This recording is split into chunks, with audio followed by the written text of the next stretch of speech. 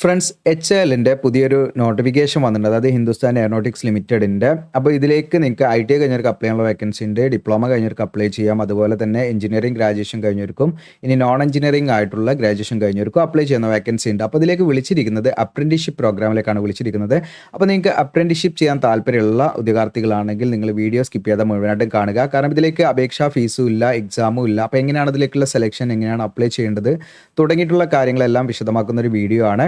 അപ്പോൾ യാതൊരുവിധ എക്സ്പീരിയൻസോ മറ്റു കാര്യങ്ങളൊന്നും ഇതിന് വേണ്ട ആവശ്യമില്ല. അപ്പോൾ ഇതിലേക്ക് നിങ്ങൾക്ക് എത്ര സ്റ്റൈപ്പൻഡ് ലഭിക്കും മന്ത്ലി എന്നുള്ള കാര്യങ്ങളെല്ലാം വീഡിയോയിൽ ഉൾപ്പെടുത്തുന്നുണ്ട്.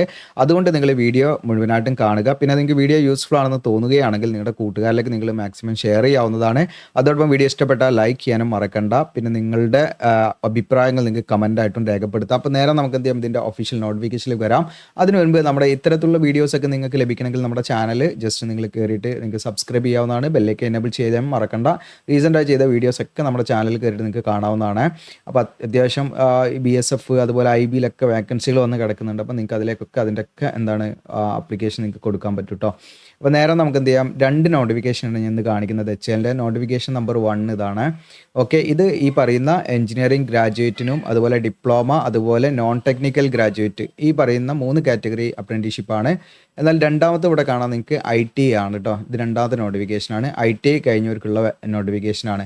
അപ്പോൾ നിങ്ങൾ അതിനനുസരിച്ചിട്ട് ടൈമിനനുസരിച്ച് കണ്ടാൽ മതി. ഞാനിപ്പം ആദ്യം പറയാൻ പോകുന്നത് ഒന്നാമത്തെ നോട്ടിഫിക്കേഷനാണ്. ഇത് കഴിഞ്ഞതിന് ശേഷം ഒന്നാമത്തെ നോട്ടിഫിക്കേഷൻ കംപ്ലീറ്റ് നമ്മൾ പറഞ്ഞു കഴിഞ്ഞതിന് ശേഷമാണ് രണ്ടാമത്തെ നോട്ടിഫിക്കേഷനുള്ള ITIയുടെ പറയാം കേട്ടോ.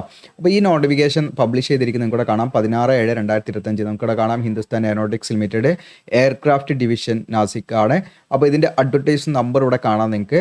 ഓക്കെ, അപ്പോൾ താഴോട്ട് സ്ക്രോൾ ഡൗൺ ചെയ്യുക. അപ്പോൾ ഇതിലിവിടെ കാണാൻ നിങ്ങൾക്ക് engineering graduate, diploma or non technical graduate apprenticeship for 1 year ഡ്യൂറേഷനിലേക്കാണ് വിളിച്ചിരിക്കുന്നത്.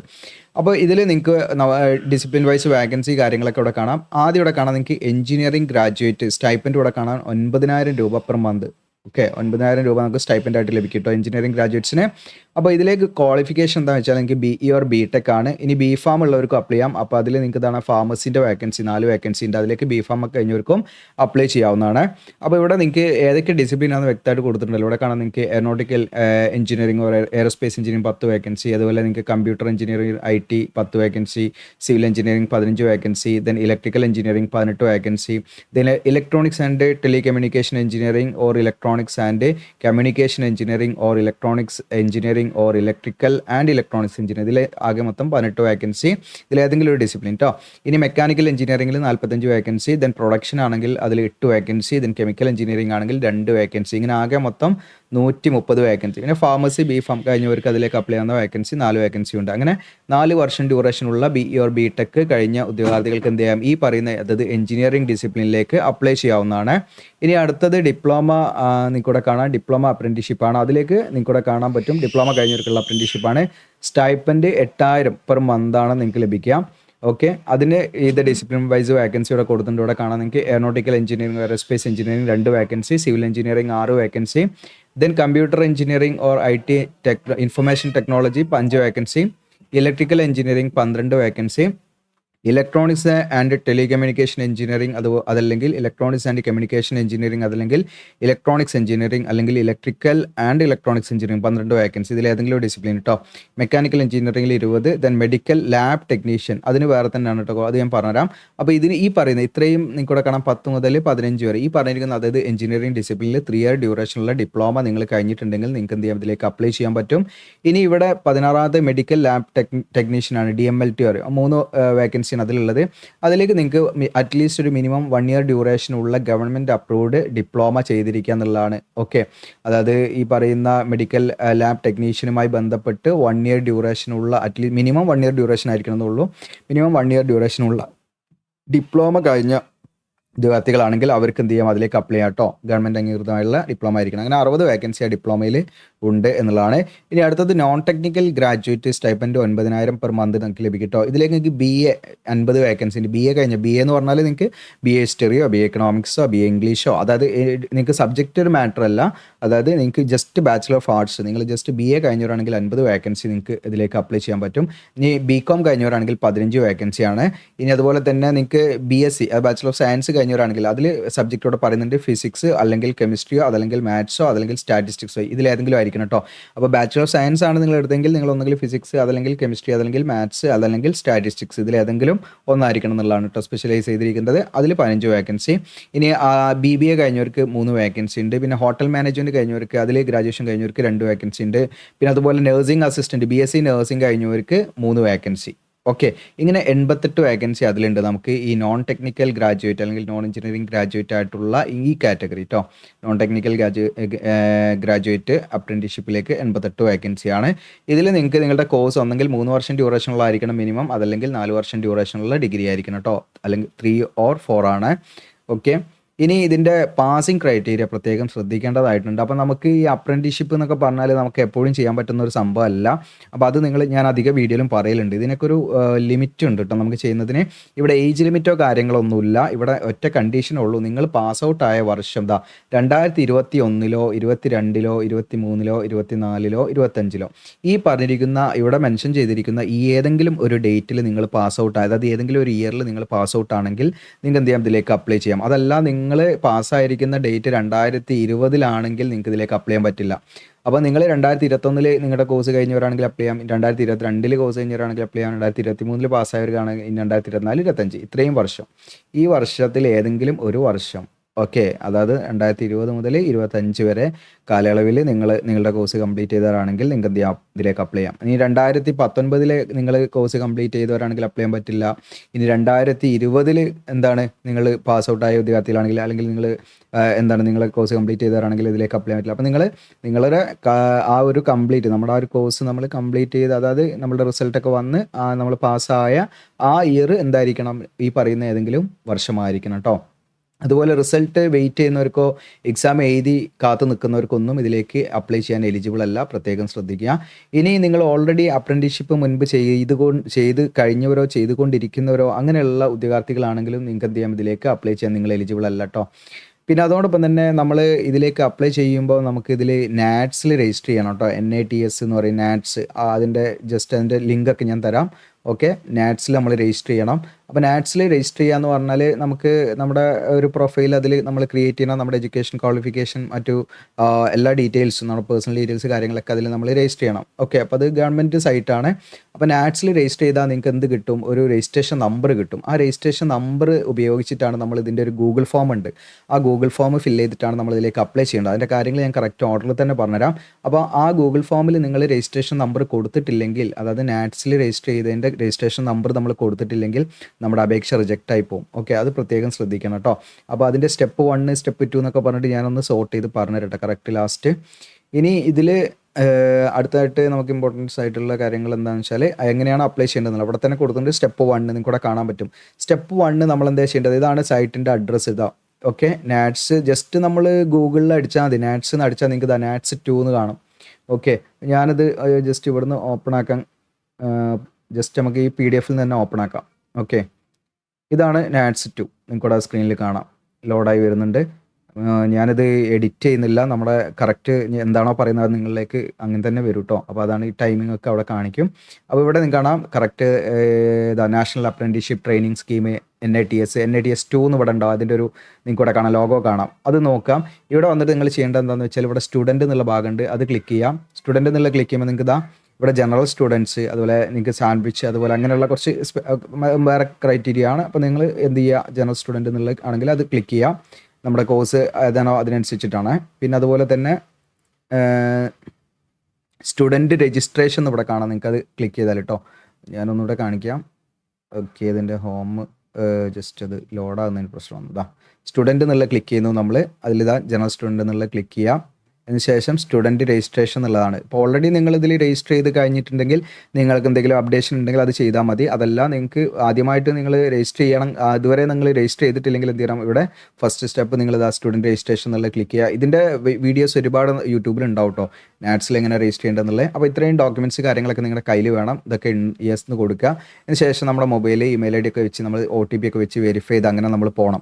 അപ്പോൾ നമ്മുടെ എല്ലാ ഒറിജിനൽ സർട്ടിഫിക്കറ്റൊക്കെയാണ് അതിലേക്ക് നമ്മൾ അപ്ലോഡൊക്കെ ചെയ്ത് കൊടുക്കേണ്ടത് കേട്ടോ. അപ്പോൾ അപ്പോൾ ഇത് ഒരു ഗവൺമെൻറ് വെബ്സൈറ്റാണ്. അപ്പോൾ ഇതിനെക്കുറിച്ച് ഈ പറയുന്ന എഞ്ചിനീയറിംഗ് ഗ്രാജുവേഷനും ഡിപ്ലോമയൊക്കെ കഴിഞ്ഞ ഉദ്യോഗാർത്ഥികളാണെങ്കിൽ അവർക്ക് നല്ല പരിചിതമായിരിക്കും. ഇപ്പോൾ നമ്മൾ നോൺ ടെക്നിക്കൽ ഗ്രാജുവേറ്റ്സ് ആയിട്ടുള്ള ഉദ്യോഗാർത്ഥികളാണെങ്കിൽ അവർക്കൊരു കൺഫ്യൂഷൻ ഉണ്ടാവും. അങ്ങനെ നല്ല കൺഫ്യൂഷൻ ഉണ്ടെങ്കിൽ നിങ്ങൾക്ക് എന്ത് ചെയ്യാം, പേഴ്സണലായിട്ട് കോൺടാക്ട് ചെയ്യാം കേട്ടോ. നമ്മുടെ സോഷ്യൽ മീഡിയ വഴിയൊക്കെ നിങ്ങൾക്ക് കോൺടാക്ട് ചെയ്യാം. അതിൻ്റെ കാര്യങ്ങളൊക്കെ ഞാൻ പറഞ്ഞുതരാം. ഓക്കെ, അപ്പോൾ ഇതിൽ നമ്മൾ രജിസ്റ്റർ ചെയ്യുക എന്നുള്ളതാണ് ഫസ്റ്റ് സ്റ്റെപ്പ്. അപ്പോൾ ഇതിൽ രജിസ്റ്റർ ചെയ്താൽ നമുക്കൊരു എൻറോൾമെൻറ്റ് നമ്പർ അല്ലെങ്കിൽ രജിസ്ട്രേഷൻ നമ്പർ കിട്ടും. ആ രജിസ്ട്രേഷൻ നമ്പർ നമുക്ക് നിർബന്ധമാണ്, പ്രത്യേകം ശ്രദ്ധിക്കുക. ഇനി അടുത്തത്, അപ്പോൾ ഒന്നാമത്തെ സ്റ്റെപ്പ് നമ്മൾ നാറ്റ്സിൽ രജിസ്റ്റർ ചെയ്യുക എന്നുള്ളതാണ്. ഓക്കെ, അപ്പോൾ നിങ്ങൾക്ക് ഇവിടെ തന്നെ ലിങ്ക് ഉണ്ട്, നോട്ടിഫിക്കേഷനൊക്കെ ഡൗൺലോഡ് ചെയ്യാനുള്ള ലിങ്ക് തരാം. അപ്പോൾ നോട്ടിഫിക്കേഷനിൽ ഈ ലിങ്കിൽ, ഇവിടെയുള്ള ലിങ്കിൽ നിങ്ങൾ ഡയറക്റ്റ് ഓപ്പൺ ആക്കിയാൽ മതി. ഇത് ലിങ്കാണ് കേട്ടോ. ഓക്കെ, ഞാനിവിടെ കാണിക്കുന്നില്ല, കാണിക്കാം, അതാ ഇവിടെ ഇതൊരു ലിങ്കാണ്. ഓക്കെ, ഈ ലിങ്കിൽ നിങ്ങൾ ക്ലിക്ക് ചെയ്താൽ മതി. Okay, clickable ലിങ്കാണത്. ഓക്കെ, അപ്പോൾ അതിൽ നിങ്ങൾക്ക് സ്റ്റുഡൻറ്റ് ഐ ഡി ഒരു എൻറോൾമെൻറ്റ് ഐ ഡി കിട്ടും. അത് രജിസ്റ്റർ ചെയ്ത് കഴിഞ്ഞാൽ അത് നിങ്ങൾ എന്താണ് ഗൂഗിൾ ഫോമിൽ ഫില്ല് ചെയ്യണം. അതാണ് സ്റ്റെപ്പ് 1. അപ്പോൾ നിങ്ങളുടെ മാർക്ക് ഷീറ്റും മറ്റു കാര്യങ്ങളെല്ലാം ഒറിജിനൽ തന്നെ നിങ്ങൾ അതിൽ അപ്ലോഡ് ചെയ്യാൻ പ്രത്യേകം ശ്രദ്ധിക്കണം. ദെൻ സ്റ്റെപ്പ് 2 ഇനി വരുന്നതാണ്. സ്റ്റെപ്പ് 2 എന്ന് പറയുന്നത് നിങ്ങൾക്ക് അവിടെ ഒരു QR കോഡ് ഉണ്ട്. ഓക്കെ, എന്തെങ്കിലും QR കോഡ് സ്കാൻ ചെയ്തിട്ട് നിങ്ങൾക്ക് എന്ത് ചെയ്യാം, അങ്ങനെ ഇതാക്കാം. ഇതിൻ്റെ ലിങ്ക് ഡയറക്റ്റ് ആയിട്ട് നമ്മുടെ വെബ്സൈറ്റിൽ ഉണ്ട്, അത് ഞാൻ തരാം കേട്ടോ. അപ്പോൾ ഇവിടെ ഇതാണ് ഗൂഗിൾ ഫോമിൻ്റെ ലിങ്ക്. ഈ ലിങ്ക് ഓപ്പൺ ആക്കിയിട്ടാണ് നമ്മൾ എന്തിട്ട് ഇതിലേക്ക് അപ്ലൈ ചെയ്യേണ്ടത്. അത് ഞാൻ വീഡിയോയുടെ അവസാനം ITI കഴിഞ്ഞ ഉദ്യോഗാർത്ഥികളുടെയും ഈ പറയുന്ന ഇപ്പം നമ്മൾ പറഞ്ഞുകൊണ്ടിരിക്കുന്ന നോട്ടിഫിക്കേഷൻ ഞാൻ കോമൺ ആയിട്ട് വീഡിയോയുടെ അവസാനം ഒന്ന് കൺക്ലൂഡ് ചെയ്ത് പറയാം കേട്ടോ. അപ്പോൾ നമ്മൾ ഈ QR കോഡ് വഴി നമ്മൾ ഗൂഗിൾ ഫോം ഫില്ല് ചെയ്താൽ ഇങ്ങനെ ഒരു മെസ്സേജ് വരും കേട്ടോ. താങ്ക് യു എന്ന് പറഞ്ഞിട്ട് നിങ്ങൾക്ക് യുവർ ഫോം സബ്മിറ്റഡ് സക്സസ്ഫുള്ളി എന്ന് വരുന്നുണ്ട്. അത് വരുന്നുണ്ടോ എന്നൊന്ന് ഉറപ്പ് വരുത്തണം കേട്ടോ. ഇങ്ങനെ വന്നാൽ മാത്രമാണ് നമ്മുടെ അപേക്ഷ സക്സസ്ഫുള്ളി സബ്മിറ്റ് ആകുക കേട്ടോ. അപ്പോൾ ആ 2 സ്റ്റെപ്പ് നമുക്ക് സിമ്പിളായിട്ട് ചെയ്യാൻ പറ്റും. അപ്പോൾ അത് ചെയ്ത് കഴിഞ്ഞാൽ നമ്മുടെ അപേക്ഷ കംപ്ലീറ്റ് ആയി. ഇനി ഇങ്ങനെ നമ്മൾ ചെയ്യേണ്ട ഗൂഗിൾ ഫോമിലൂടെ നമ്മൾ അപ്ലൈ ചെയ്യേണ്ട ലാസ്റ്റ് ഡേറ്റ് എന്ന് പറയുന്നത് 10/8/2025 വരെയാണ് നിങ്ങൾക്ക് സമയമുള്ളത് കേട്ടോ. ഓക്കെ, ഇപ്പം ഈ ഒരു നോട്ടിഫിക്കേഷൻ പ്രകാരം 10/8/2025 ലാസ്റ്റ് ഡേറ്റ്, പ്രത്യേകം ശ്രദ്ധിക്കുക. ഇനി ഇതിൻ്റെ ഇമ്പോർട്ടൻറ്റ് ഡേറ്റ്സിലും കൂടെ കാണാൻ പറ്റും. നോട്ടിഫിക്കേഷൻ വന്ന ഡേറ്റ് എന്ന് പറയുന്നത് 16/7/2025 ഇതിൻ്റെ ഓൺലൈൻ അപേക്ഷയുടെ അതായത് ഗൂഗിൾ ഫോമിൻ്റെ ലാസ്റ്റ് ഡേറ്റ് 10/8 നമ്മൾ പറഞ്ഞു. ഇനി ഇതിൻ്റെ ഡോക്യുമെൻറ്റ് വെരിഫിക്കേഷൻ ഉണ്ടാകുക. അപ്പോൾ നിങ്ങൾ ഇതിലേക്ക് സെലക്ട് ആകുകയോ എന്ന് എങ്ങനെ അറിയാമെന്ന് വെച്ചാൽ നമുക്ക് മെയിൽ വഴി നമ്മൾ എന്ത് ചെയ്യും, ഈ പറയുന്ന മെസ്സേജ് കാര്യങ്ങളൊക്കെ നമുക്ക് അയക്കും അവർ. ഇനി ഇല്ലെങ്കിൽ നമ്മുടെ എന്തെങ്കിലും ഇപ്പം നമ്മൾ അറിയുകയാണെങ്കിൽ നമ്മുടെ സോഷ്യൽ മീഡിയ വഴിയോ അല്ലെങ്കിൽ നമ്മുടെ വെബ്സൈറ്റ് വഴിയോ അല്ലെങ്കിൽ യൂട്യൂബ് വഴിയോ ഒക്കെ നമ്മൾ എന്ത് ചെയ്യും, അറിയിക്കും നിങ്ങളെ. അപ്പോൾ നിങ്ങൾ ഇടയ്ക്കിടയ്ക്ക് എന്ത് ചെയ്യണം, നിങ്ങളുടെ മെയിൽ ചെക്ക് ചെയ്യണം. ഓക്കെ, അപ്പോൾ നിങ്ങൾ മെയിലിൽ ഇപ്പോൾ നമുക്ക് സ്പാം ഫോൾഡർ എന്ന് പറഞ്ഞൊരു ഫോൾഡർ ഉണ്ടാകും, അതും ഇടയ്ക്ക് നിങ്ങൾ എന്ത് ചെയ്യണം, ചെക്ക് ചെയ്യണം. ഓക്കെ, അപ്പോൾ എവിടെയാണ് മെയിൽ വന്ന് കിടക്കുക എന്ന് പറയുമ്പോൾ അപ്പോൾ നിങ്ങൾക്ക് മെയിൽ ഇടയ്ക്കിടയ്ക്ക് നിങ്ങൾ ചെക്ക് ചെയ്യുക, പ്രത്യേകം ശ്രദ്ധിക്കുക. ഇനി അടുത്ത് നിങ്ങൾ ശ്രദ്ധിക്കേണ്ട കാര്യം എന്ന് വെച്ചാൽ നിങ്ങൾ ഷോർട്ട് ലിസ്റ്റിൽ ഉൾപ്പെടുന്നത് എങ്ങനെയാണ്. ഷോർട്ട് ലിസ്റ്റിൽ ഉൾപ്പെടുക എന്ന് പറഞ്ഞാൽ നിങ്ങളുടെ ഈ പറയുന്ന ഇപ്പോൾ ഫോർ എക്സാമ്പിൾ ഡിപ്ലോമ വെച്ച് അപ്ലൈ ആണെങ്കിൽ ഡിപ്ലോമയുടെ മാർക്ക് നോക്കും. ഇനി എഞ്ചിനീയറിംഗ് ഗ്രാജുവേഷൻ വെച്ച് അപ്ലൈ ആണെങ്കിൽ എഞ്ചിനീയറിംഗ് ഗ്രാജുവേഷൻ്റെ മാർക്കായിരിക്കും നോക്കുക. പിന്നെ നോൺ ടെക്നിക്കൽ ആയിട്ടുള്ള ഗ്രാജുവേഷൻ കഴിഞ്ഞ ഉദ്യോഗാർത്ഥികളാണെങ്കിൽ അങ്ങനെയുള്ള അതിൻ്റെ മാർക്കായിരിക്കും നോക്കുക കേട്ടോ. അപ്പോൾ അങ്ങനെ മാർക്ക് അടിസ്ഥാനത്തിലാണ് നിങ്ങളെ സെലക്ട് ചെയ്യുക. അങ്ങനെ സെലക്ട് ചെയ്ത ഡോക്യുമെൻറ്റ് വെരിഫിക്കേഷനാണ്. ഡോക്യുമെൻറ്റ് വെരിഫിക്കേഷൻ നടക്കുന്ന ഡേറ്റോടെ ഏകദേശം ഡേറ്റാണ്, അതായത് ഓഗസ്റ്റ് 3rd വീക്കിലൊക്കെ തന്നെ ഡോക്യുമെൻറ്റ് വെരിഫിക്കേഷൻ ഉണ്ടാവും. പിന്നെ ഷോർട്ട് ലിസ്റ്റഡ് കാൻഡിഡേറ്റ്സ്, അതായത് അതിൻ്റെ ഫൈനൽ ലിസ്റ്റ് പബ്ലിഷ് ചെയ്യുന്നത് ഫസ്റ്റ് വീക്ക്, സെപ്റ്റംബർ ഫസ്റ്റ് വീക്കൊക്കെ ആകുമ്പോൾ അതിൻ്റെ ഒരു ലിസ്റ്റ് ഷോർട്ട് ലിസ്റ്റ് തയ്യാറാക്കും. അതിൽ നിന്ന് അതിൻ്റെ ജോയിനിങ് ഡേറ്റ്, അതായത് നമുക്ക് ഷോർട്ട് ലിസ്റ്റ് എന്ന് പറയുന്നത് അതിൻ്റെ ഫൈനൽ ലിസ്റ്റാണ്, മെറിറ്റ് ലിസ്റ്റാണ്. പിന്നെ അതിൻ്റെ ജോയിനിങ് ഡേറ്റ് ആണ്. ജോയിനിങ് ഡേറ്റ് എന്ന് പറയുന്നത് നിങ്ങൾക്ക് സെപ്റ്റംബർ 3rd or 4th വീക്കിലൊക്കെ ആയിരിക്കും നമ്മൾക്ക് ഇതിൻ്റെ ഒരു അപ്രന്റീസ്ഷിപ്പ് സ്റ്റാർട്ട് ആവുന്നത് കേട്ടോ. ഓക്കെ, അപ്പോൾ അത്രയാണ് ഇമ്പോർട്ടൻറ്റ് ഡേറ്റ് നിങ്ങൾ ശ്രദ്ധിക്കേണ്ട കാര്യങ്ങൾ. ഇനി ഇവിടെ നമ്മൾ പ്രത്യേകം ശ്രദ്ധിക്കണം, അതായത് നമ്മൾ ഗൂഗിൾ ഫോമിൽ ഫില്ല് ചെയ്യുന്ന സമയത്ത് നമ്മുടെ പെർസെൻറ്റേജ് നമ്മൾ കറക്റ്റായിട്ട് കൊടുക്കണം. കാരണം ഇവിടെ നമ്മളെ സെലക്ഷൻ ക്രൈറ്റീരിയ എന്ന് പറയുന്നത് നമ്മുടെ എഡ്യൂക്കേഷൻ ക്വാളിഫിക്കേഷനിൽ, അതായത് എസെൻഷ്യൽ ക്വാളിഫിക്കേഷനിൽ നമുക്ക് കിട്ടിയിരിക്കുന്ന മാർക്കിനെ അടിസ്ഥാനമാക്കിയിട്ടാണല്ലോ സെലക്ഷൻ. അപ്പോൾ അതുകൊണ്ട് തന്നെ നമ്മൾ പെർസെൻറ്റേജ് കറക്റ്റായിട്ട് കൊടുക്കണം. പെർസെൻറ്റേജ് കറക്റ്റായിട്ട് കൊടുത്തില്ലേ നമ്മൾ ഡോക്യുമെൻറ്റ് വെരിഫിക്കേഷൻ്റെ സമയത്തൊക്കെ നമ്മുടെ കാൻഡിഡേറ്റ്സ് റിജക്റ്റ് ആവും. ഇപ്പോൾ എല്ലാ ഉദ്യോഗാർത്ഥികളുടെ കയ്യിലും പെർസെൻറ്റേജ് ഉണ്ടായിക്കൊള്ളുന്നില്ല. ഫോർ എക്സാമ്പിൾ ഇപ്പോൾ ചില സർട്ടിഫിക്കറ്റിൽ നിങ്ങൾക്ക് ഇപ്പോൾ ഞാൻ ഒന്ന് ഷോർട്ടാക്കിയിട്ട് പറഞ്ഞുതരാം. ചില സർട്ടിഫിക്കറ്റ് നമുക്ക് CGPA, അതായത് ക്യുമുലേറ്റീവ് ഗ്രേഡ് പോയിന്റ്, നിങ്ങൾക്ക് ഇന്ന് ചെക്ക് ചെയ്ത് നോക്കിയാൽ മതി. Cumulative CGPA എന്നുണ്ടായിരിക്കും. അതായത് നമ്മൾ എല്ലാ സെമസ്റ്ററിൻ്റെയും ടോട്ടൽ, അത് കൺസോളിഡേറ്റഡ് മാർക്ക് ഷീറ്റ് ഉണ്ടല്ലോ, അതിലാണ് ഉണ്ടാകുക കേട്ടോ. CGPA ഉണ്ടാവും. ആ CGPA എന്ന് പറയുന്നത് നമുക്ക് എന്താണ്, ഒരു 10ൻ്റെ താഴെയുള്ളൊരു നമ്പർ ആയിരിക്കും. ഒന്നെങ്കിൽ 6.7 അല്ലെങ്കിൽ 7.8 അല്ലെങ്കിൽ 8.9 എന്നൊക്കെ പറഞ്ഞിട്ട് അതായിരിക്കും നമ്മുടെ CGPA വരിക. അപ്പോൾ 10ൻ്റെ താഴെയുള്ളൊരു നമ്പർ ആയിരിക്കും. അപ്പോൾ അങ്ങനെയുള്ളൊരു നമ്പറാണ്. വേറെ പെർസെൻറ്റേജ് ഒന്നും നമ്മുടെ സർട്ടിഫിക്കറ്റിൽ ഇല്ല എങ്കിൽ നിങ്ങൾ ആ കൺസോളിഡേറ്റഡ് മാർക്ക് ഷീറ്റിൽ നല്ല ഒന്ന് ചെക്ക് ചെയ്യാം. ചെക്ക് ചെയ്ത് കഴിഞ്ഞാൽ അത് എവിടെയെങ്കിലും ഒന്നെങ്കിൽ അതിൻ്റെ ഏറ്റവും ലാസ്റ്റോ അല്ലെങ്കിൽ അതിൻ്റെ മറ്റു അപ്പുറത്തെ സൈഡ് ഉണ്ടല്ലോ, അതിൻ്റെ ആ സൈഡിലോ എവിടെയെങ്കിലും എന്താണ് ഈ ഒരു ഇക്വേഷൻ അല്ലെങ്കിൽ ഒരു കാൽക്കുലേഷൻ അവിടെ മെൻഷൻ ചെയ്തിട്ടുണ്ടായിരിക്കും. അതെന്താണെന്ന് വെച്ചാൽ നമ്മുടെ CGPA ടു പെർസെൻറ്റേജ് കൺവേർഷൻ എന്ന് പറഞ്ഞിട്ട് ഒരു കാൽക്കുലേഷൻ അല്ലെങ്കിൽ ജസ്റ്റ് ഒരു ക്രൈറ്റീരിയ അവിടെ എന്ത് അല്ലെങ്കിൽ ഒരു ഇക്വേഷൻ അവിടെ ജനറേറ്റ് ചെയ്ത് കിടക്കുന്നുണ്ട്, അല്ലെങ്കിൽ അവർ അത് മെൻഷൻ ചെയ്ത് വെച്ചിട്ടുണ്ടാവും. അപ്പോൾ അതേ സെയിം സംഭവം ഇപ്പോൾ ഫോർ എക്സാമ്പിൾ ഞാനിപ്പം എൻ്റെ സർട്ടിഫിക്കറ്റിൻ്റെ ബാക്കിൽ ഇങ്ങനെയാണ് ഉണ്ടായത് വിചാരിക്കുക. ഇപ്പോൾ CGPA ഇൻറ്റു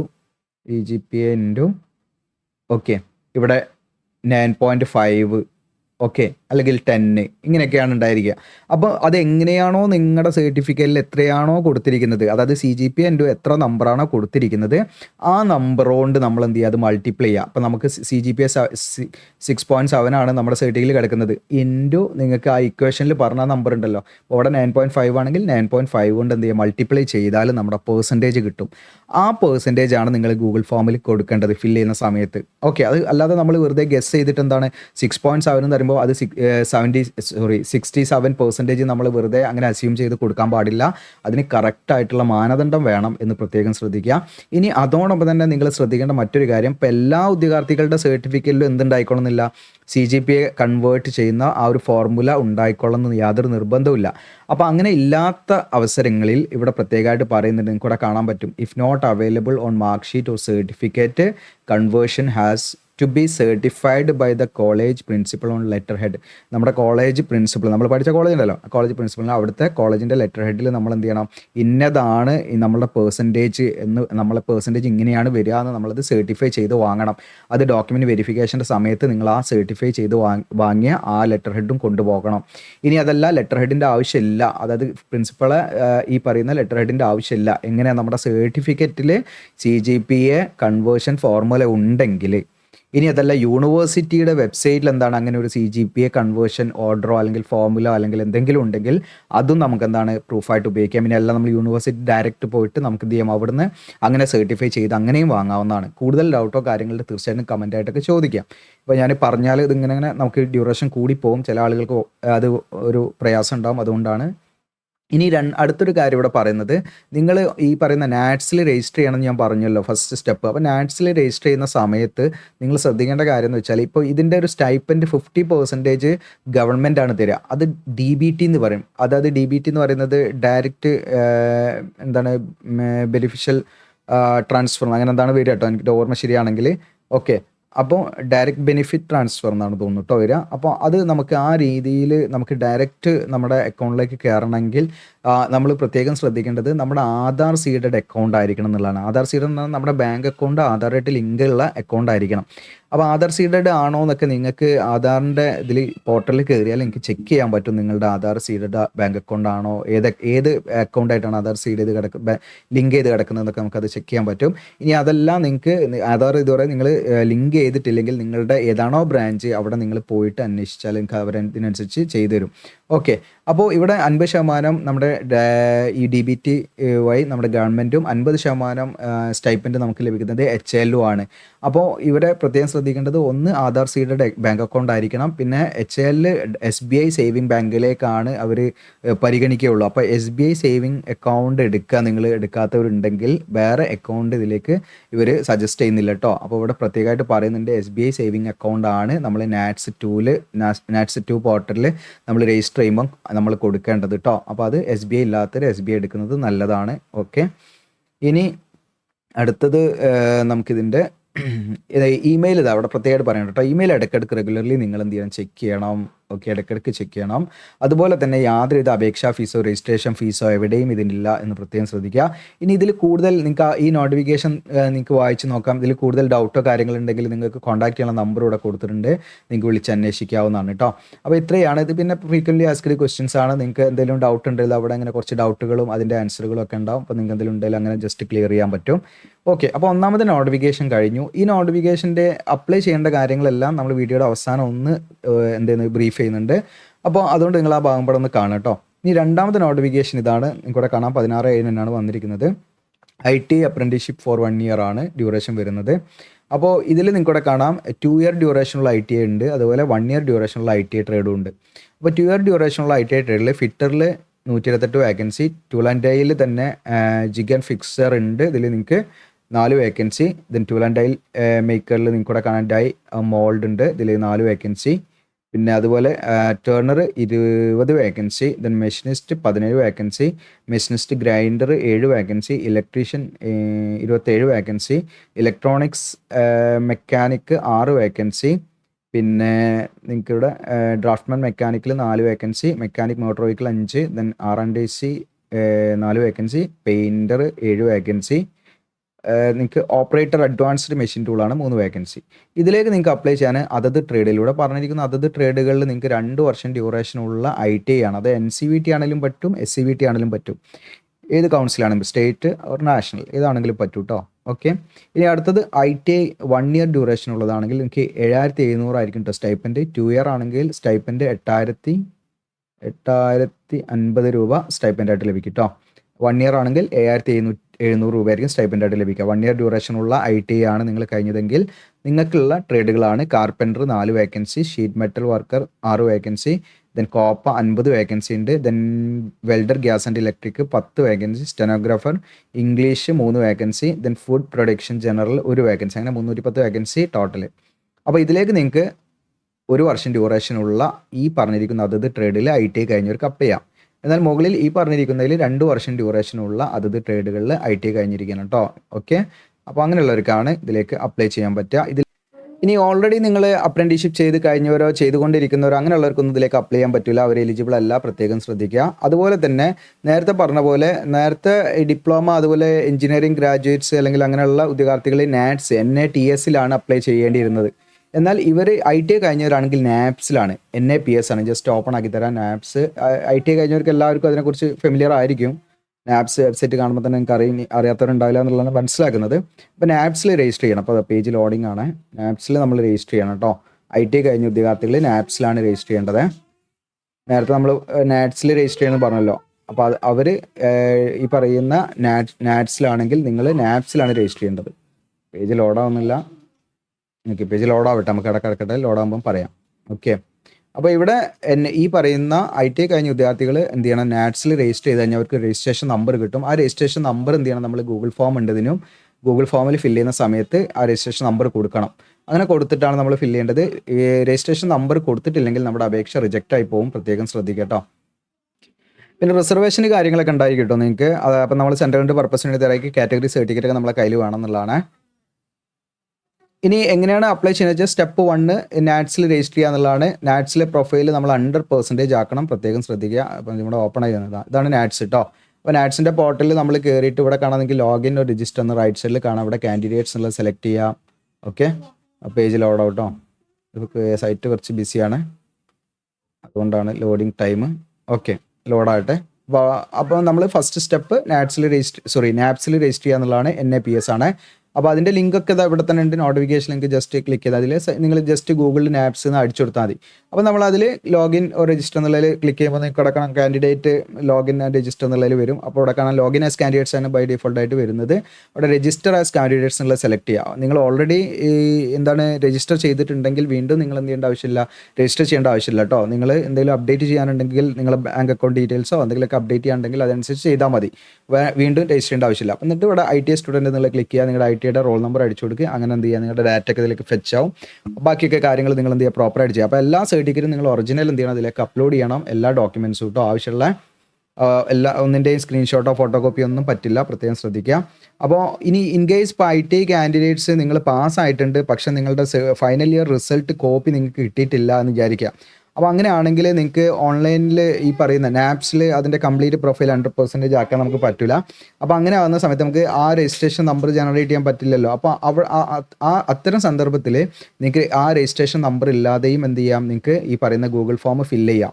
ഓക്കെ. അതായത് NAPSൻ്റെ രജിസ്ട്രേഷൻ നമ്പർ ആവശ്യമില്ലാതെ നിങ്ങൾക്ക് എന്ത് ചെയ്യാം, ഗൂഗിൾ ഫോം ഫില്ല് ചെയ്യാം. പക്ഷേ അത് നിങ്ങൾക്ക് ഡോക്യുമെൻറ്റ് വെരിഫിക്കേഷൻ്റെ സമയത്ത് നിങ്ങളടുത്ത് ഉണ്ടായിരിക്കണം, ആ സർട്ടിഫിക്കറ്റ് മസ്റ്റായിട്ട് ഉണ്ടാകും എന്ന് ഉറപ്പുണ്ടെങ്കിൽ കേട്ടോ. അത് ഞാൻ പറഞ്ഞ കാര്യം നിങ്ങൾക്ക് മനസ്സിലായി. അപ്പോൾ നിങ്ങൾ പാസ്സാണ്, റിസൾട്ടൊക്കെ വന്നു, പക്ഷേ നിങ്ങളുടെ സർട്ടിഫിക്കറ്റ് നിങ്ങൾക്ക് കിട്ടിയിട്ടില്ല. അപ്പോൾ അങ്ങനെയുള്ള സമയത്ത് ഇപ്പം നമുക്ക് NAPSൽ നമുക്ക് പ്രൊഫൈൽ 100% ആക്കാൻ പറ്റിക്കണമെന്നില്ല. അപ്പോൾ ആ ഒരു സമയങ്ങളിൽ അല്ലെങ്കിൽ ആ ഒരു സന്ദർഭത്തിൽ നിങ്ങൾക്ക് എന്താണ്, ഇപ്പം ഇതിലേക്ക് അപ്ലൈ ചെയ്യാൻ തടസ്സമില്ല. അതായത് നിങ്ങൾക്ക് എന്ത് ചെയ്യാം, ഗൂഗിൾ ഫോം ഫില്ല് ചെയ്യാം. നിങ്ങൾക്ക് NAPSൻ്റെ രജിസ്ട്രേഷൻ നമ്പർ ആവശ്യമില്ലാതെ തന്നെ, അത് കൊടുക്കാതെ തന്നെ നിങ്ങൾക്ക് എന്ത് ചെയ്യാം, നിങ്ങൾക്ക് ഗൂഗിൾ ഫോം ഫില്ല് ചെയ്യാം. പക്ഷേ നിങ്ങളുടെ സർട്ടിഫിക്കറ്റ് എന്ത് ചെയ്യണം, ഡോക്യുമെൻറ്റ് വെരിഫിക്കേഷൻ്റെ സമയത്ത് നിങ്ങളെ കയ്യിലുണ്ടാകും എന്ന് ഉറപ്പുണ്ടായിരിക്കണം കേട്ടോ. ഓക്കെ. അപ്പോൾ അങ്ങനെ ഒരു റിലാക്സേഷൻ അവിടെ പറയുന്നുണ്ട്. ഇനി സ്റ്റെപ്പ് 2 എന്ന് പറയുന്നത് നമുക്ക് നാപ്സിൽ രജിസ്റ്റർ ചെയ്തതിന് ശേഷം നമ്മൾ എന്ത് ചെയ്യണം, നമ്മൾ ഗൂഗിൾ ഫോം ഫില്ല് ചെയ്യലാണ്. അപ്പോൾ അതിൻ്റെ QR കോഡ് ഉണ്ട്. അപ്പോൾ ഇതിൻ്റെ ലിങ്കൊക്കെ ഞാൻ തരാം കേട്ടോ. അപ്പോൾ അതിൽ നമുക്ക് ഗൂഗിൾ ഫോം ഫില്ല് ചെയ്യുകയാണ് ചെയ്യേണ്ടത്. ഗൂഗിൾ ഫോം ഫില്ല് ചെയ്താൽ ഇതേപോലെ താങ്ക് യു എന്ന് പറഞ്ഞിട്ട് നമുക്കൊരു ഗ്രേറ്റ് മെസ്സേജ് വരും, യുവർ ഫോം ഈ സബ്മിറ്റഡ് സക്സസ്ഫുള്ളി എന്ന് പറയും കേട്ടോ. അപ്പോൾ ഇതിൻ്റെ ലാസ്റ്റ് ഡേറ്റ് വ്യത്യാസമുണ്ട്. ഇതിൻ്റെ 2/9/2025 വരെ നിങ്ങൾക്ക് അപ്ലൈ ചെയ്യാനുള്ള സമയം കേട്ടോ. 2/9/2025 വരെ. അപ്പോൾ ഇതിൻ്റെ നോട്ടിഫിക്കേഷൻ വന്നത് 16/7/2025 ലാസ്റ്റ് ഡേറ്റ് 2/9/2025. ഇനി ഡോക്യുമെന്റ് വെരിഫിക്കേഷന് വിളിക്കുന്നത് സെക്കൻഡ് വീക്ക് സെപ്റ്റംബർ 2025 ആയിരിക്കും. അപ്പോൾ ഇതിലേക്ക് എങ്ങനെയാണ് നിങ്ങളെ സെലക്ട് ചെയ്യുക എന്ന് വെച്ചാൽ നിങ്ങളുടെ SSLCയുടെ മാർക്കും നോക്കും, നിങ്ങളുടെ ITയുടെ മാർക്കും നോക്കും. ഇത് രണ്ടിന് മാർക്കും എടുത്തിട്ടാണ് ഇതിലേക്ക് സെലക്ട് ചെയ്യുക കേട്ടോ. ഓക്കെ, പെർഫോമൻസ് എങ്ങനെയാണോ നിങ്ങളുടെ മാർക്കിനനുസരിച്ചാണ് ഇതിലേക്ക് സെലക്ട് ചെയ്യുക. മറ്റ് യാതൊരുവിധ ഇൻ്റർവ്യൂയോ അല്ലെങ്കിൽ എക്സാമോ കാര്യങ്ങളൊന്നും ഇതിനുണ്ടാവില്ല കേട്ടോ. നേരെ ഡോക്യുമെന്റ് വെരിഫിക്കേഷൻ ആണ്. അത് സെക്കൻഡ് വീക്ക് സെപ്റ്റംബറിൽ ഉണ്ടായിരിക്കും. പിന്നെ ഷോർട്ട് ലിസ്റ്റ് തേർഡ് വീക്ക് ഒക്കെ ആകുമ്പോൾ സെപ്റ്റംബർ തേർഡ് വീക്കിൽ തന്നെ ഷോർട്ട് ലിസ്റ്റ് വരും. ഇതൊക്കെ ഏകദേശം ഡേറ്റ് ആണ്. പിന്നെ joining date first or second week ഒക്ടോബറിൽ നിങ്ങൾക്ക് 2025 തന്നെ ഇതിൽ അപ്രന്റീസ്ഷിപ്പ് സ്റ്റാർട്ട് ആവും. ഓക്കെ, അപ്പോൾ ഇത്രയാണ് അതിൽ പ്രധാനമായിട്ട് ശ്രദ്ധിക്കേണ്ടത്. പിന്നെ ഒറിജിനൽ ഡോക്യുമെൻറ്റ്സ് നമ്മൾ നാപ്സിൽ രജിസ്റ്റർ ചെയ്യുന്ന സമയത്ത് എല്ലാത്തിൻ്റെയും, അതായത് SSLC സർട്ടിഫിക്കറ്റ്, മാർക്ക് ഷീറ്റ്, അതുപോലെ ITA സർട്ടിഫിക്കറ്റ്, മാർക്ക് ഷീറ്റ്, എല്ലാ സെമസ്റ്ററിൻ്റെയും അതിൻ്റെ കൺസോളിഡേറ്റ് മാർക്ക് ഷീറ്റും അതുപോലെ ബാങ്ക് പാസ്ബുക്കും ഇതൊക്കെ എന്തായിരിക്കണം, ഒറിജിനൽ ആയിരിക്കണം നമ്മൾ സ്കാൻ ചെയ്ത് അപ്ലോഡ് ചെയ്യേണ്ടത്. അതല്ലാതെ നമ്മൾ എന്ത് ചെയ്യരുത്, ഒരിക്കലും ഈ പറയുന്ന മൊബൈൽ സ്ക്രീൻഷോട്ടോ ഇൻ്റർനെറ്റ് റിസൾട്ട് കോപ്പിയോ ഫോട്ടോ കോപ്പിയോ ഒന്നും സ്കാൻ ചെയ്ത് അപ്ലോഡ് ചെയ്യാൻ പാടില്ല കേട്ടോ. അങ്ങനെ അത് റിജക്റ്റ് ആയി പോകും, അപേക്ഷ സ്വീകരിക്കില്ല. ഇനി അതോടൊപ്പം തന്നെ നിങ്ങളുടെ ഇമെയിൽ റെഗുലറായിട്ട് നിങ്ങൾ ചെക്ക് ചെയ്യണം. അതുപോലെ തന്നെ യാതൊരുവിധ അപേക്ഷാ ഫീസും കാര്യങ്ങളും ഇവിടെയില്ല. പിന്നെ ഇതിൻ്റെ കൂടുതൽ ക്ലാരിഫിക്കേഷൻ ആവശ്യമുണ്ടെങ്കിൽ നിങ്ങൾക്ക് ഫോൺ നമ്പർ കാര്യങ്ങളൊക്കെ കൊടുത്തിട്ടുണ്ട് കേട്ടോ. പിന്നെ ഫ്രീക്വൻ്റ്ലി ആസ്ക്ഡ് ക്വസ്റ്റ്യൻസ് നേരത്തെ പറഞ്ഞ പോലെ ഡൗട്ടോ കാര്യങ്ങളുണ്ട്, നിങ്ങൾക്ക് എന്തെങ്കിലും ക്വസ്റ്റ്യൻസ് ഉണ്ടെങ്കിൽ ഇതിൽ നോക്കാം, നിങ്ങൾക്ക് അതിൻ്റെ സൊല്യൂഷൻസ് അവിടെ ഉണ്ടാവും കേട്ടോ. ഓക്കെ, അപ്പോൾ ഇത്രയാണ് നോട്ടിഫിക്കേഷൻ റിലേറ്റഡ് ആയിട്ടുള്ള 2 നോട്ടിഫിക്കേഷൻ്റെയും കാര്യങ്ങൾ. ഇനി നമ്മൾ അടുത്തത് നോക്കുന്നത് എങ്ങനെയാണ് ഇതിലേക്ക് അപ്ലൈ ചെയ്യുന്നുള്ള കാര്യങ്ങളാണ്. അപ്പോൾ ഇതിലേക്ക് അപ്ലൈ ചെയ്യാനായിട്ട് നമ്മുടെ വീഡിയോയുടെ ഡിസ്ക്രിപ്ഷനിൽ ഞാൻ അപ്ലൈ ചെയ്യാമെന്ന് പറഞ്ഞ ലിങ്ക് തരും. ആ ലിങ്കിൽ ക്ലിക്ക് ചെയ്താൽ നിങ്ങൾക്ക് ഒരു പേജിലേക്കാണ് വരിക. കാണാം HL India apprenticeship recruitment 2025 588 vacancies open എന്ന് പറഞ്ഞിട്ട് താഴെ സ്ക്രോൾ ഡൗൺ ചെയ്യുക. നിങ്ങൾ ഇവിടെ താഴോട്ട് വന്നു കഴിഞ്ഞാൽ ഇതിൻ്റെ ഡീറ്റെയിൽസ് കാര്യങ്ങളൊക്കെ ഇതിൽ കൊടുത്തിട്ടുണ്ട്. ട്രേഡേഴ്സ് ഏതൊക്കെയാണ്, താഴോട്ട് സ്ക്രോൾ ഡൗൺ ചെയ്തതിൻ്റെ ക്വാളിഫിക്കേഷൻ കാര്യങ്ങളൊക്കെ ഇതിലുണ്ട് കേട്ടോ. അപ്പോൾ ഏറ്റവും താഴെ വന്നാൽ നിങ്ങൾക്ക് ഇമ്പോർട്ടൻറ്റ് ലിങ്ക്സ് കാണാം. ഇമ്പോർട്ടൻറ്റ് ലിങ്ക്സിലൂടെ കാണാൻ നിങ്ങൾക്ക് IT അപ്രന്റീസ്ഷിപ്പ് എന്നുള്ളതിൽ ക്ലിക്ക് ചെയ്താൽ ITയുടെ നോട്ടിഫിക്കേഷൻ കിട്ടും. ഇനി ഇവിടെ ഗ്രാജുവേറ്റ് ഓർ ഡിപ്ലോമ എന്നുള്ളതിൽ ഗ്രാജുവേറ്റ് ഓർ ഡിപ്ലോമ അപ്രന്റീസ്ഷിപ്പിൻ്റെ നോട്ടിഫിക്കേഷൻ കിട്ടും കേട്ടോ. ഏതാണെന്ന് വെച്ചാൽ അതിനനുസരിച്ച് ക്ലിക്ക് ചെയ്തെടുക്കാം. അപ്ലിക്കേഷൻ ഫോം എന്നുള്ളതിൽ ITA എന്നുള്ളതിൽ ക്ലിക്ക് ചെയ്താൽ ITൻ്റെ ഗൂഗിൾ ഫോം ഓപ്പൺ ആവും. ഇനി അതല്ല ഗ്രാജുവേറ്റ് ഡിപ്ലോമ എന്നുള്ളതിൽ ആണ് നിങ്ങൾ ക്ലിക്ക് ചെയ്യുന്നതെങ്കിൽ നിങ്ങളുടെ എന്ത് ചെയ്യും, നിങ്ങളുടെ ഗൂഗിൾ ഫോം ഓപ്പൺ ആവും. അതായത് ഗ്രാജുവേറ്റ് ഓർ ഡിപ്ലോമ അപ്രന്റീസ്ഷിപ്പിലേക്ക് അപ്ലൈ ചെയ്യുന്നവർ കേട്ടോ. ഇനി നാപ്സിൻ്റെയും ലിങ്ക് കൂടെ കൊടുത്തിട്ടുണ്ട്, നാറ്റ്സിൻ്റെയും ലിങ്ക് കൂടെ കൊടുത്തിട്ടുണ്ട്. അപ്പോൾ ഇത് ജസ്റ്റ് നിങ്ങൾ എന്ത് ചെയ്യുക, ഓപ്പൺ ആക്കിയിട്ട് നിങ്ങൾക്ക് അപ്ലൈ ചെയ്താൽ മതി. അപ്പോൾ ഇത്രയേ ഉള്ളൂ. അപ്പോൾ നിങ്ങൾ ഫസ്റ്റ് സ്റ്റെപ്പ് ഇപ്പം ഡിപ്ലോമ, അതുപോലെ engineering graduation or non technical graduate ആയിട്ടുള്ള അപ്രന്റീസ്ഷിപ്പ്, ഈ പറയുന്ന കാറ്റഗറിയിലുള്ള ഉദ്യോഗാർത്ഥികൾ, ഈ 3 കാറ്റഗറി കേട്ടോ. 3 കാറ്റഗറി ആയിട്ട് പറയാം. ഒന്ന് ഡിപ്ലോമ, BA ഓർ BTech, അതുപോലെ BPharm. ഇനി അതുപോലെ തന്നെ നോൺ ടെക്നിക്കൽ ആയിട്ടുള്ള BA, BCom, BBA എന്നൊക്കെ പറഞ്ഞിട്ട് നമ്മൾ കുറേ പറഞ്ഞില്ലേ. അങ്ങനെയുള്ള ഉദ്യോഗാർത്ഥികൾ നാപ്സിൽ NATS-ലാണ് രജിസ്റ്റർ ചെയ്യേണ്ടത്. മാറിപ്പോകാൻ കിട്ടും. നാറ്റ്സിൽ NATS. ഓക്കെ, അതിൻ്റെ ലിങ്കാണ് ഇവിടെ കൊടുത്തത്. നാറ്റ്സും കൂടെ കാണാൻ പറ്റും. അപ്പോൾ ഫസ്റ്റ് സ്റ്റെപ്പ് അവർ അതാണ് ചെയ്യുന്നത്. നാറ്റ്സിൽ രജിസ്റ്റർ ചെയ്യുക, അതിൽ എൻറോൾമെൻറ്റ് നമ്പർ അവർക്ക് കിട്ടും, അത് കിട്ടണം. അത് ഉപയോഗിച്ചിട്ട് നമുക്ക് എന്ത് ചെയ്യണം, ഗൂഗിൾ ഫോം ഫില്ല് ചെയ്ത് കഴിഞ്ഞാൽ മാത്രമേ നമ്മുടെ അപേക്ഷ കംപ്ലീറ്റ് ചെയ്യുള്ളൂ. അപ്പോൾ നാറ്റ്സിൽ രജിസ്റ്റർ ചെയ്തു വിചാരിച്ച് നമ്മുടെ അപേക്ഷ കംപ്ലീറ്റ് ആവില്ല. നാറ്റ്സിൽ നമ്മൾ ജസ്റ്റ് ഒരു പ്രൊഫൈൽ ക്രിയേറ്റ് ചെയ്യുകയാണ്. നമ്മുടെ കംപ്ലീറ്റ് പേഴ്സണൽ ഡീറ്റെയിൽസും മറ്റു കാര്യങ്ങളും ഒക്കെ നമ്മൾ എന്ത് ചെയ്യണം, ഫില്ല് ചെയ്ത് വെക്കണം. ഗവൺമെൻറ് പോർട്ടലാണ്. അപ്പോൾ അതിൽ നമ്മുടെ ബാങ്ക് അക്കൗണ്ട് ഡീറ്റെയിൽസും കാര്യങ്ങളൊക്കെ നമ്മൾ കറക്റ്റ് പ്രോപ്പറായിട്ട് കൊടുത്താലേ നമുക്ക് സ്റ്റൈപ്പൻ്റ് ആയിട്ട് കറക്റ്റ് ലഭിക്കുകയുള്ളൂ. അപ്പോൾ അത് നമ്മൾ ഫസ്റ്റ് സ്റ്റെപ്പാണ്. ആ സ്റ്റെപ്പ് കഴിഞ്ഞ ശേഷം ഇവിടെ നിങ്ങൾക്ക് ഇതാ ഗൂഗിൾ ഫോം, ഒരു ആപ്ലിക്കേഷൻ ഫോം എന്നിട്ട് ലിങ്ക് കൊടുത്തിട്ടുണ്ട്. ഗൂഗിൾ ഫോമിൻ്റെ 2 ലിങ്ക്, ഗ്രാജുവേറ്റ് ഓർ ഡിപ്ലോമ ആണെങ്കിൽ ഈ ലിങ്കും, ദെൻ IT ആണെങ്കിൽ ജസ്റ്റ് നിങ്ങൾക്ക് കാണുന്നുണ്ട് വിചാരിക്കുന്നു. ഞാൻ ജസ്റ്റ് ഒന്ന് സൂം ചെയ്ത് കാണിക്കാം. ഓക്കെ, ഇവിടെ കാണാം. ഓക്കെ, ഗ്രാജുവേറ്റ് ഇതിലാണ് നിങ്ങൾ ക്ലിക്ക് ചെയ്യേണ്ടത്. മറ്റേത് IT എന്നുള്ളതാണ് ക്ലിക്ക് ചെയ്യേണ്ടത്. IT കഴിഞ്ഞ ഉദ്യോഗാർത്ഥികളാണെങ്കിൽ. ഇനി IT കഴിഞ്ഞ ഉദ്യോഗാർത്ഥികളാണെങ്കിൽ അവർ ആദ്യം NAPS NAPS-ലാണ് രജിസ്റ്റർ ചെയ്യേണ്ടത്. രജിസ്റ്റർ ചെയ്ത അവിടെ ഓൾറെഡി രജിസ്റ്റർ ചെയ്താണെങ്കിൽ പിന്നെ രജിസ്റ്റർ ചെയ്യേണ്ട ആവശ്യമില്ല കേട്ടോ. നിങ്ങൾ എന്തെങ്കിലും അപ്ഡേഷൻ ഉണ്ട് അത് അപ്ഡേറ്റ് ചെയ്താൽ മതി. ഇനി അത് ചെയ്തിട്ട് രണ്ടാമത്തെ സ്റ്റെപ്പ് ഇവരെന്ത് ചെയ്യേണ്ടതെന്ന് വെച്ചാൽ ഇതാണ് കേട്ടോ. അതായത് application form, Google form open ആക്കുക, എന്നിട്ട് അതെന്ത് ചെയ്യുക, ഫില്ല് ചെയ്യുക പ്രോപ്പറായിട്ട്. ഇത്രയാണ് കാര്യങ്ങൾ നിങ്ങൾ ശ്രദ്ധിക്കേണ്ടത്. യാതൊരുവിധ അപേക്ഷ ഫീസോ കാര്യങ്ങളൊന്നുമില്ല.